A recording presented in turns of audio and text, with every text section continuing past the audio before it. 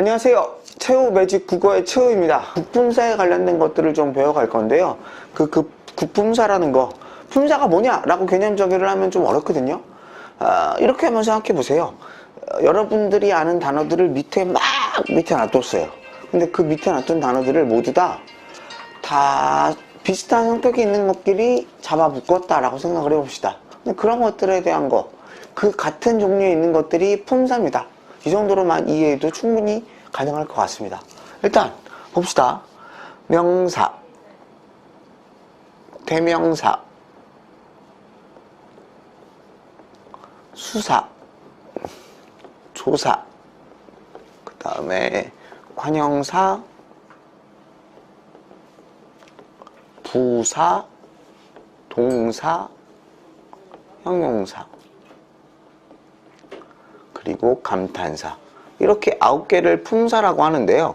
지금 이 국품사는 단어를 의미별로 나눈 가장 구체적인 단어 분류법이에요. 물론 좀 이따가 배울 이것보다 더 작은 형태소라는 그런 것들도 좀 있지만, 어쨌든 이 단어의 분류에서 명사, 대명사, 수사를 묶어서 체언이라고 하고요. 조사를 관계언이라고 하며, 관형사와 부사를 수식언이라고 하고, 동사, 형용사를 용언이라고 하고, 감탄사를 독립언이라고 하는데, 지금 의미별로 단어를 나눴던 것들은 모두 다 사로 끝났고요. 지금 언으로 끝나는 것들은 품사를 기능별로 나눈 조금 이 의미보다는 러프한 분류라고 생각하시면 되겠습니다. 이거 외에도 명사, 대명사, 주사, 조사 모두 다 관형사, 부사까지 다 불변어. 오직 동사, 형용사면 가변어. 또 감탄사까지 감탄사까지 불변어. 이렇게 나누는 분류가 바로 형태의 변화가 있느냐 없느냐에 따라 나누는 분류인데요. 이거는 단어를 나누는 기준에서 가장 러프한 분류라고 볼 수 있겠죠. 이렇게 모두 다 불변어이고 오직 동사, 형용사만 가변어이다. 한 가지 예외가 있는데, 조사가 가변어라는 얘기는 절대 아니에요. 다만 조사 중에 이다라는 얘가 있어요. 얘의 이름을 서술격 조사라고 하는데, 이것만 가변어에 들어갑니다. 가변어의 개념 먼저 얘기를 하면요, 즉 어간과 어미로 분해가 가능하다. 즉 활용이란 걸 한다. 즉 기본형이라는 게 있다. 이런 것들을 활용이라고 해요. 가변어, 형태의 변화가 있는 거 가변어라고 합니다. 예를 들어 먹다라는 말이 있으면 먹다, 먹으니, 먹어서, 어쩌고 앞부분의 뜻을 가지고 있는 부분이 어간이고 뒤에 막 바뀌시는 부분이 엄이고, 서술격 조사 이다라는 새끼도 이다, 이니, 이어서 이렇게 변하니까 가변어에 속한다고 볼 수 있겠죠. 어쨌든 이게 품사의 가장 러프한 분류. 그럼 그 중에서 9개의 품사를 하나하나 별로 의미를 분석해서 한번 보도록 합시다. 명사, 이름 명자예요. 그래서 어떤 거의 이름. 선생님 이름이 뭐죠? 최후죠. 명사입니다. 여기 앞에 책상과 의자들이 있거든요. 이게 이름이 뭐야? 책상. 이거 이름이 뭐야? 의자. 이게 바로 명사. 그래서 이름을 나타내는, 명칭을 나타내는 걸 명사라고 하면 되겠고요. 그리고 대명사는 앞에 나왔던 명사를 대신 받는 말들. 예를 들면 편해요. 나, 너, 너희, 거기, 저기. 이런 것들. 수사는 1, 2, 3, 4 이런 숫자를 나타낼 수도 있고요. 첫째, 둘째, 셋째 이런 횟수를 나타내는 경우도 있습니다. 이런 걸 수사라고 합니다. 그런데 지금까지 명사가 보고 대명사가 보고 수사가 보고 이런 것보다 훨씬 더 중요한 말이 하나가 있어요. 품사에서 제일 중요한 얘기. 우리 앞으로 예전에 현장 강의 때 의문할 때도 제일 중요한 걸 얘기했고, 오늘 좀 이따가 배울 형태소 이 부분에서도 제일 중요한 부분을 얘기할 텐데, 반드시 기억해야 될 게 이걸 기억해 주세요. 체언 뒤에는 반드시 조사가 붙는다. 선생님이 얘기하는 건 모두 다 원칙입니다. 모든 원칙에는 다 예외가 있죠. 그래서 조사를 생각하는 경우도 있지만 되게 중요한 측면이에요. 체언 뒤에는 반드시 조사가 붙는다. 체언 뒤에 조사가 붙는 게 원칙이다. 이게 품사에서 가장 중요한 문장입니다. 그냥 품사에서 제일 중요한 말이 뭐야? 품사에 대해서 네가 아는 걸 말해봐. 체언 뒤에는 조사가 붙는다입니다. 라고 얘기하면 얘 좀 품사 좀 아는구나. 이런 얘기를 할 정도로 되게 중요한 말입니다. 이게 왜 중요한지는 이따가 설명해 줄게요. To be continue. 그 다음 조사. 관계언이라고 이름 붙였죠. 관계언. 체언 뒤에 붙는 걸 조사라고 하는데 뭐 있는 이가 이다 뭐 을를 에게 도 뭐뭐만 이런 것들을 조사라고 하는데 채우는 영호를 좋아한다. 이 문장과 영호는 채우를 좋아한다. 똑같이 채우 나오고 영호 나오고 좋아한다 뭐 이런 말이 나오는데 두 가지의 관계가 다르죠. 하나는 채우가 영호를 좋아하는 관계, 하나는 영호가 채우를 좋아하는 관계. 이런 관계를 나타내 주는 게 조사예요. 역시 예를 들면 아까 얘기한 을을 뭐 주격조사인 이가 그 다음에 서술격조사인 이다 의라는 관형격조사 이렇게 여러 가지. 이 조사의 측면들은 접속조사, 격조사, 보조사 이렇게 나뉘기로 하는데 나중에 문제 풀 때 좀 더 자세하게 배워보도록 할게요. 이런 것들이 조사입니다. 그리고 관형사와 부사 두 가지를 수식언이라고 하는데요. 수식, 꾸미다라는 뜻입니다. 이거 할 때 꼭 선생님이 외우라는 문장이 하나 있죠. 새 책이 매우 많다. 이때 새가 꾸미는 게 책일까요, 일까요, 몇까요, 매울까요, 많다일까요? 책이겠죠. 이때 매우가 꾸미는 게 당연히 많다겠죠. 둘 다 꾸미고 있습니다. 책은 책인데 새 책이고 많긴 많은데 매우 많아요. 이때 책의 품사는 우리 이미 배웠죠. 명사입니다. 명사. 즉 체언이에요. 그리고 많다는 뒤에 가서 배우겠지만 형용사입니다. 그래서 이 문장을 너희 스스로 말이 됐으면 좋겠어요. 새 책이 매우 많다라는 문장에서 새는 책이라는 명사를 꾸미기 때문에 관형사이고 매우는 많다라는 형사를 꾸미기 때문에 부사이다 라는 문장을 외울 수 있으면 되겠습니다. 다시 한 번 더. 새 책이 매우 많다라는 문장에서 새는 책이라는 명사를 꾸미기 때문에 관형사이고 매우는 많다라는 형사를 꾸미기 때문에 부사이다 라고 외우면 편하거든요. 즉 명사를 꾸미는 걸 관형사라고 하고요. 오직 체험만을 꾸밉니다. 그 외에 꾸미는 건 죄다 부사인데 주로 이런 용언들을 꾸며요. 동사, 형용사. 이거 외에도 뭐 문장 전체를 꾸미는 부사도 있고 부사가 또 부사를 꾸밀 때도 있고 심지어 뭐 체언수식 부사라는 것도 있는데 그건 좀 깊이 들어갔을 때 얘기하기로 하고 어쨌든 그래서 관형사를 정의하면 체언을 수식하는 거, 명사를 수식하는 거. 그 외에 꾸미는 건 부사이지만 주로 용언을 수식하는 거. 다음 동사랑 형용사랑 할게요. 동사는 움직임을 나타내고요. 형용사는 성질이나 상태 같은 걸 얘기합니다. 대부분 문장 끝에 쓰이고 문장 중간에 나올 때도 있긴 있어요. 근데 어쨌든 이 동사와 형용사의 구별법은 1. 고 있다를 붙인다. 2. 니은 다를 붙인다. 3. 명령형이나 청유형을 만들어 본다. 그래서 이 세 가지 모두 다 말이 돼야 동사고 셋 다 말이 안 돼야 형용사예요. 셋 중에 두 가지만 말이 되고 뭐 이런 거 없습니다. 예를 들면 가고 있다, 간다, 가라, 가자 모두 다가 말 되죠. 이런 게 동사고요. 빨갛고 있다, 빨간다, 우리같이 빨갛자, 너 빨개라 이런 말은 이런 게 형용사입니다. 근데 여기다가 1번을 고 있다라고 쓰는 이유가 문제 하나 낼게요. 건강하다의 품사는 무엇일까요? 건강하다. 이거 같은 걸로 예를 붙이면 너 내년에도 건강해라 이런 말 쓰거든요. 그죠? 근데 명령형이 말이 되니까 건강해라가 명령형이잖아요. 동사 같은데 이걸 붙여보세요. 건강하고 있다. 그는 건강한다. 말이 안 되죠.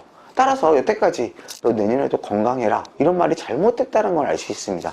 건강하다의 품사는 형용사고 건강해라 이런 말을 쓰면 안 돼요. 건강하자 이런 말을 쓰면 안 돼요.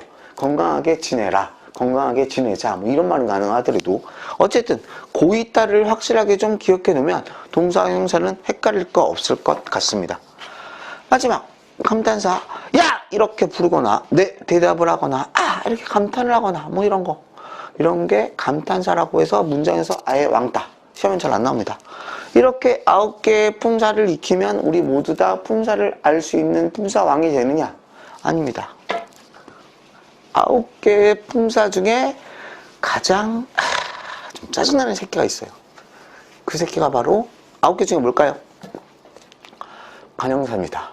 1번 관형사 vs vs가 뭐의 약자인 줄 압니까? 부자 10세의 약자라고 하던데 관형사 대 대명사 2번 관형사 vs 수사. 3번 관형사 vs 형용사.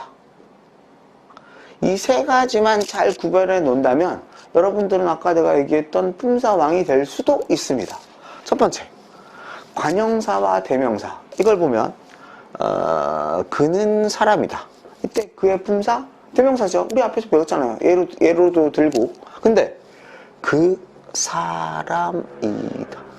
이때 그의 품사는 무엇일까요? 이때 그의 품사는 관형사입니다. 사람은 사람인데 그 사람. 짜증나죠? 똑같이 근데 위에 건 대명사고 밑에 건 관형사. 이게 말이 됩니까? 말이 됩니다. 아까 품사에서 제일 중요한 문장 to be continue 얘기했던 기억하십니까? 체언 뒤에는 반드시 조사가 붙는다. 체언. 명사, 대명사 뒤에는 조사가 붙어야 된다. 이게 바로 여기 나오는 1, 2번에 국한된 여기 따르는 내용이에요. 체언 뒤에는 반드시 조사가 붙는다. 이때 는이라는 조사가 붙었기 때문에 이 그는 대명사이고요. 이때 그 뒤에 조사가 붙어버리면 의미가 달라지는 문장이 돼요. 따라서 이때의 그는 사람은 사람인데 그 사람, 조사가 붙을 수 없는 관형사라고 취급을 해야 됩니다. 이때의 그. 2번까지도 똑같아요. 예를 들어 하나의 사랑으로 우리가 만나 어쩌고저쩌고. 하나, 품사 뭐예요? 수사. 왜? 의라는 조사가 붙었으니까. 근데 한 남자가 있어. 이때 한은 남자를 꾸미는 어려운 말로 수관형사라고 합니다. 조사가 붙질 못하니까요. 남자는 남자인데 한 남자다. 이해되십니까? 이때 한이 바로 관형사. 1, 2번. 체언 뒤에는 반드시 조사가 붙는다. 3번은 조금 달라요. 빨간 사과가 뭐 탐스럽게 놓였다 어쩌고저쩌고. 이때 빨간은 뒤에 있는 사과를 꾸미는 구실을 합니다. 그죠? 방금 체언을 꾸미는 구실을 하는 걸 관형사라고 우리는 배웠습니다. 그럼 이때 빨간이란 품사는 관형사이겠네요? 아닙니다. 이때 빨간은 문장 끝으로도 보낼 수 있어요. 그럼 어떻게? 사과가 빨갛다. 이해되세요? 기본형이 빨갛다예요. 빨갛다. 즉 이때 빨간은 활용이란 게 가능한 거예요. 기본형이라는 게 있는 거예요. 즉 어간 플러스 어미로 분해가 가능하다는 겁니다. 그럼 우리 품사를 가장 러프하게 나눴던 분류 기억하세요? 가변어와 불변어로 나눴을 때 관형사는 무조건 불변어였죠. 가변어는 동사 형사밖에 없어요. 예외적으로 서술격투사 이다가 포함되고 있을 뿐.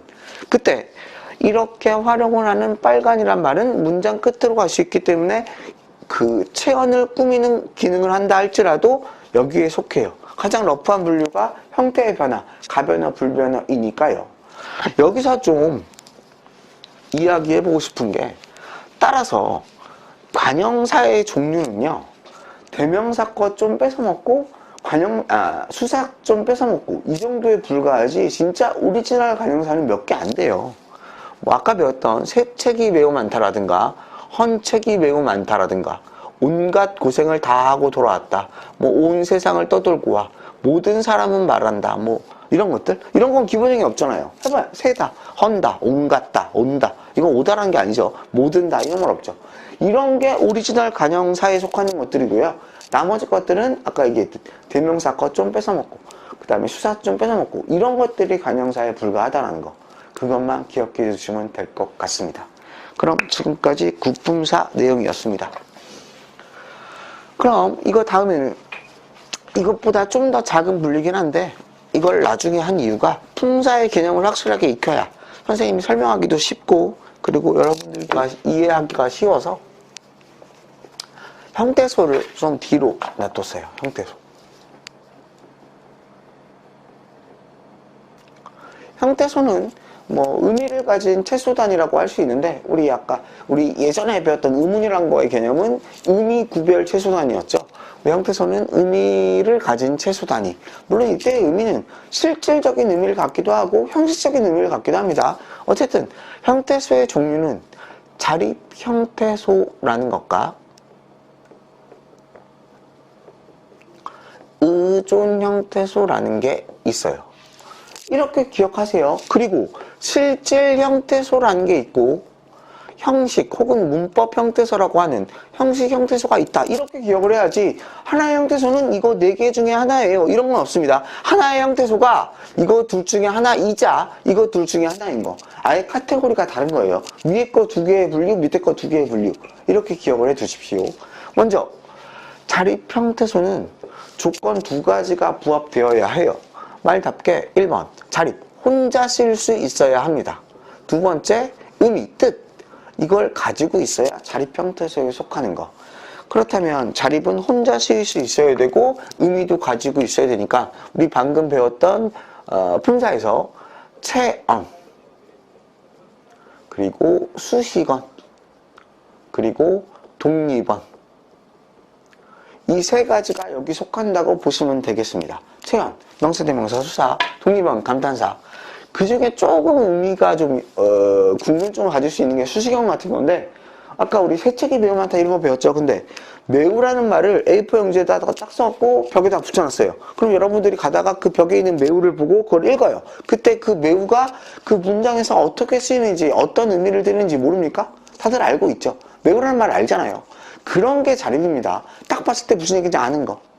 이에 비해 우리가 배운 동사형사 그런 거에 의미, 약간의 의미만 있는 걸로 딱 나눠야 되니까 먹다가 있으면 먹이랑 다랑 따로 나눠야 되는 게 형태소거든요. 이때 먹 이래버리면 이게 막 붓, 별 이런 먹인 줄 알지 먹다의 먹인지 모르잖아요. 그래서 용언의 어간은 자립이 못 들어가고 이거 3가지만 자립 형태소에 들어간다라는 거. 의존 형태소는 쉽죠? 자립 형태소로 분류되지 않은 나머지 모두 다 여기에 어미도 들어갔고 접사도 들어가겠고 용언의 어간도 들어가겠고 이게 첫 번째 분류고요. 2번째 분류의 실질 형태소는 하나의 조건만 부합하면 돼요. 그게 뭐냐면 의미만 있으면 된다. 의미만 있으면 된다. 그럼 자립 형태소는 그 혼자 쓰일 수도 있어야 되고 의미도 있어야 되고 2가지 조건이나 부합돼야 되니까 형태가 종류가 이 정도라면 실질 형태소는 똑같은 조건 중에서 의미만 있으면 실질 형태소니까 어때요? 실질 형태소가 자립 형태소보다 훨씬 더 개수가 많겠죠. 이해되십니까? 그래서 어떤 부분 집합이 가능하느냐? 모든 자립 형태소가 모든 실질 형태소에 포함되는 부분 집합 성립이 됩니다. 아시겠습니까? 즉, 실질 형태소에는 체언과 수식언과 독립언 이 3가지가 모두가 들어간다. 근데 아까 얘기했듯 실질 형태소가 자립 형태소보다는 좀 더 길죠. 그게 뭐예요? 개수가 더 많아야 될 거 아닙니까? 용언의 어간입니다. 용언의 어간. 아까 먹다의 먹 얘기했죠? 이때 먹은 혼자는 못 쓰여요. 혼자 무슨 얘기인지 몰라요. 먹 이래버리면. 하지만 뜻이 없습니까? 있잖아요. 뜻만 있으면 되는 게 실질 형태소이기 때문에 용언의 어간이 여기에 들어갑니다. 플러스 되는 게 바로 이거예요. 그래서 우리 아까 품사 배울 때 제일 중요한 말이 체언 뒤에는 반드시 조사가 붙는다 라는 말이었다면 형태소에서 가장 중요한 한 문장은 용언의 어간은 자립 형태소에는 들어가지 못하지만 실질 형태소에는 포함된다 라는 한 문장. 이 한 문장 너 형태소에 대해서 아는 거 한마디 좀 찌끄러 볼래? 라고 할 때 용언의 어간은 자립 형태소에는 들어가지 못하지만 실질 형태소에는 들어갑니다 라고 이야기할 수 있는 거. 이렇게 한마디 얘기하면 이것도 역시 이 새끼 형태소 좀 아는데? 형태소 전체를 관통하는 제일 중요한 한 문장이에요. 형식 형태소 뭐예요? 나머지. 예문 하나만 들고 넘어갈게요. 그는 밥을 먹는다. 쉽죠? 이걸 우리 앞에서 배운 먼저 품사별로 나눠봅시다. 대명사 뒤에 붙는 조사, 그 다음 밥이라는 거에 명사, 의리라는 거에 조사, 먹는다가 먹고 있다 말 되니까 동사라고 할 수 있겠죠. 이렇게 5개의 단어로 연결되어 있습니다.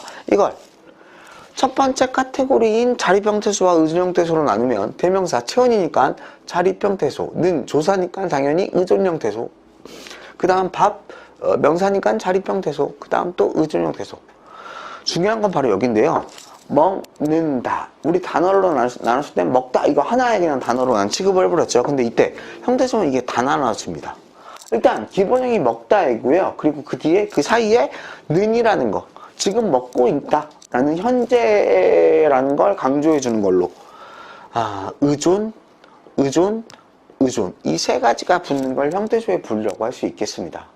그리고 두 번째 카테고리 나누면 실질, 형식, 실질, 형식 똑같은데 이때 먹는다의 먹자는 아까 뭐였어요? 용언의 어간이었잖아요. 따라서 이때 이것만 실질, 형식과 형식으로 바뀌는. 괜찮으세요? 이렇게 형태소 분류를 할 수 있으면 되겠죠. 형태소 이렇게 정리할게요.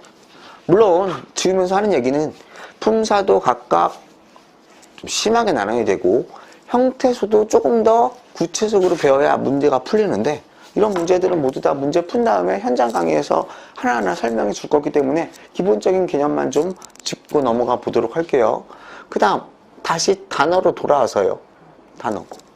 우리 아까는 단어를 품사별로 분류하는 걸 배웠다면 이번에는 단어는 단일어와 그리고 복합어 이렇게 나뉩니다. 복합어는 다시 파생어와 합성어로 나뉩니다. 이랬을 때 단일어는 어근 하나로 구성된 단어를 얘기하고요. 파생어는 접사인데 앞에 붙으면 머리 두자 써서 접두사 플러스 어근. 뒤에 거는 어근 플러스 꼬리 밑자 써서 접미사. 그리고 합성어는 어근과 어근으로 구성된 거. 이런 걸 이야기합니다. 자, 그럼 어근은 뭐냐? 뜻을 가진 덩어리라고 생각하면 돼요. 뜻을 가지고 있는 덩어리. 하늘, 구름, 뭐 바다 이런 게 바로 단일어라고 생각하시면 되겠습니다. 뜻을 가진 하나. 그리고 합성어는 그 뜻을 가진 게 두 가지가 합해진 거. 예를 들어 책이 있고 가방이 있다. 책가방 이 두 가지가 합해져 갖고 뭐 합성어를 이룰 때 이런 걸 합성어라고 하는 겁니다. 그리고 이 접사라는 개념을 좀 익히면 되겠는데요.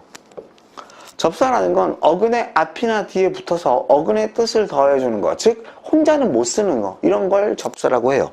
예를 들면 뭐 접두사부터 살펴보면 솟다라는 말이 있을 때 이 솟다가 바로 어근이겠죠. 뜻이 있으니까 여기에 치를 붙였다.